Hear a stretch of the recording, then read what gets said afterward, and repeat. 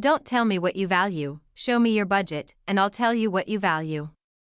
Rules for happiness: something to do, someone to love, something to hope for. Immanuel Kant: the time will come when his memory will bring a smile to your lips before it brings a tear to your eyes. True bravery is when there is very little chance of winning, but you keep fighting. So I try to be mindful, at all times, of what a difference a small human gesture can make to people in need. What does it really cost to take a moment to look someone in the eye, to give him a hug, to let her know, I get it. You're not alone? Never tell a man what his interests are.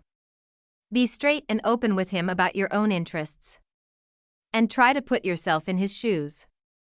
Try to understand his hopes and his limitations, and never insist that he do something you know he cannot. If you do politics the right way, I believe, you can actually make people's lives better. And integrity is the minimum ante to get into the game.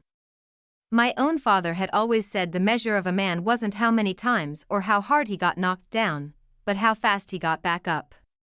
We Irish are the only people in the world who are actually nostalgic about the future. Nothing we're going to do is going to fundamentally alter or eliminate the possibility of another mass shooting.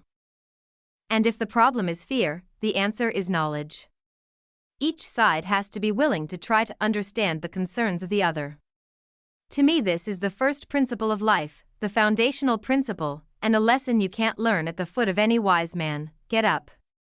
The art of living is simply getting up after you've been knocked down. The Senate is a place filled with goodwill and good intentions, and if the road to hell is paved with them, then it's a pretty good detour. My rights are not derived from any government. My rights are not denied by any majority. My rights are because I exist, so how do I want to spend the rest of my life? I want to spend as much time as I can with my family, and I want to help change the country and the world for the better. That duty does much more than give me purpose, it gives me something to hope for, it makes me nostalgic for the future. I wasn't built to look the other way because the law demanded it.